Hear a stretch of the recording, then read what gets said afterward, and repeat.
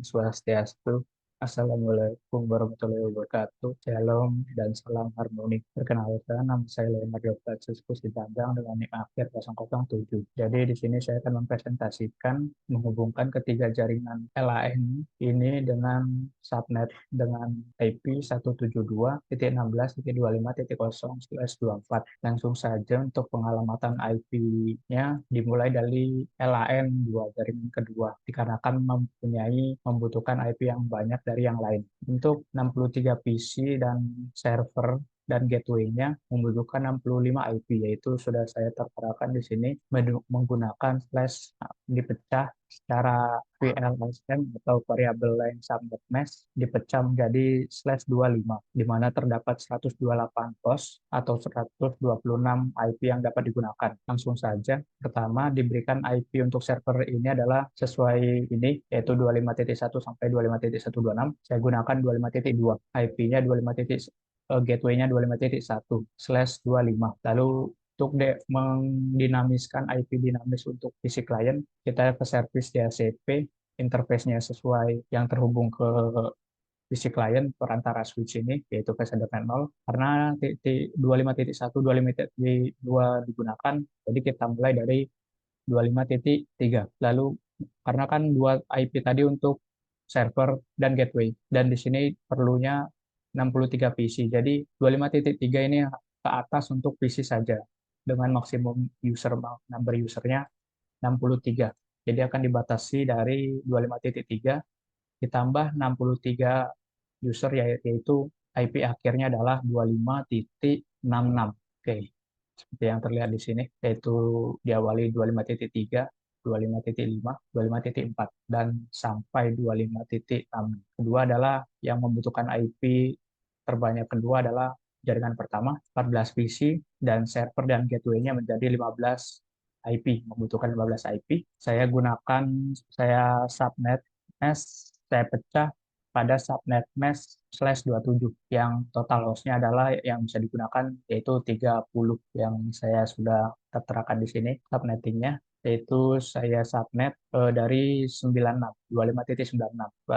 Tidak apa-apa, agak jauh dari tadi kan di akhir 26, 25.66, namun tidak apa-apa, langsung saja kita loncat ke 25.96 dikarenakan masih IP/24, yaitu totalnya 254 IP yang bisa digunakan itu, jadi memang banyak, ada beberapa tidak banyak yang tidak terpakai. Jadi saya loncat ke 25.96 dengan IP yang bisa digunakan yaitu dari 25.97 sampai 25.126. Oke, langsung DHCP servernya 0, DHCP server jaringan 1, saya beri IP 25.98, gateway-nya 25.97.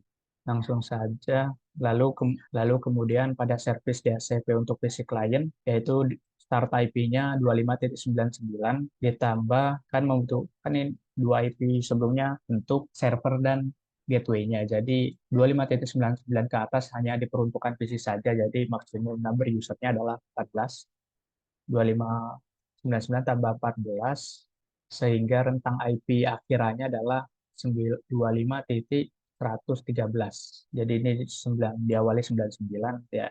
Ini PC 1 99, PC 0 100, PC 2 101. Oke, lanjut ke jaringan ketiga. Tadi /25 itu sampai 127. Broadcastnya 127, berarti ada IP yang belum digunakan adalah pada IP 128 ke atas. Jadi kita akan pecah lagi pada 28 untuk DNS dan web server dan gateway. Jadi membutuhkan 3 IP, jadi menggunakan /29. Langsung saja kita pecah cara subnet net yang DNS. Ini untuk rentang IP-nya sudah ada 128. Jadi dari dari net ID 25.128 terdapat tentang IP 129 sampai 134. Untuk IP DNS-nya saya menggunakan 131/29 CIDR 29, gateway-nya 129. Maksud ya betul, /29. Lalu untuk web servernya gunakan IP-nya 130 gateway-nya sama 129 tentunya, dan DNS menggunakan IP DNS-nya 131. Dan untuk memetakan situs web dari server DNS, di sini pada server service DNS kita masukkan IP www atau web servernya. Lalu ketentuannya diberi nama alerting.edu. Nah, di sini pun sudah saya ubah untuk membedakan indeks HTML-nya. Di sini adalah Welcome to Learning Edu. Kalau di DNS masih default, yaitu Welcome to Cisco Packet Tracer. Jadi seharusnya yang muncul nanti adalah Welcome to Learning Edu. Baik, setelah semua IP telah diberikan, selanjutnya adalah routing pada router. Itu routing interface dan routing statisnya untuk merutekan mengirim paket data sesuai alamat tujuan masing-masing. Jadi pertama di router 0, sebelum itu kita memetakan IP untuk ketiga router ini, yaitu sisa, sisa IP tadi adalah dari IP web server dan DNS, yaitu sisanya adalah 135, 136 ke atas. Jadi net ID 136 di subnetting mendapati IP dari 137 sampai 142. Karena di sini ada tiga router, jadi butuh 3 IP, sehingga menggunakan flash 29. Dapat 8 host, 6 host yang bisa dipakai. Langsung saja, router 0. Device address 0-nya adalah gateway dari DHCP server, dan device address net satunya barulah IP untuk routernya yang subnet tadi, yang dipecah tadi, yaitu 37 ke 142, yang versi net 1 per 0-nya adalah 137, router 1 begitu juga 0 per 0 adalah gateway DHCP server 1, versi net 1 per 0-nya adalah 138, router 2 1 per 0-nya adalah 139, untuk versi net 0-nya yaitu gateway-nya DNS dan web server saat ini 125.29. Langsung saja ke routing statis. Untuk router statis yaitu kita masukkan alamat IP tujuan, subnet match-nya, yaitu dan alamat IP sebagai perantara untuk pengiriman paket datanya. Kita masukkan alamat tujuan jaringan kedua, LAN2, yaitu net ID-nya ya, net ID-nya 25.0 dengan IP routernya adalah perantaranya adalah 25.138, dan juga ini untuk web servernya. Masukkan net ID dan perantara routernya yang sudah dibagi-bagi tadi.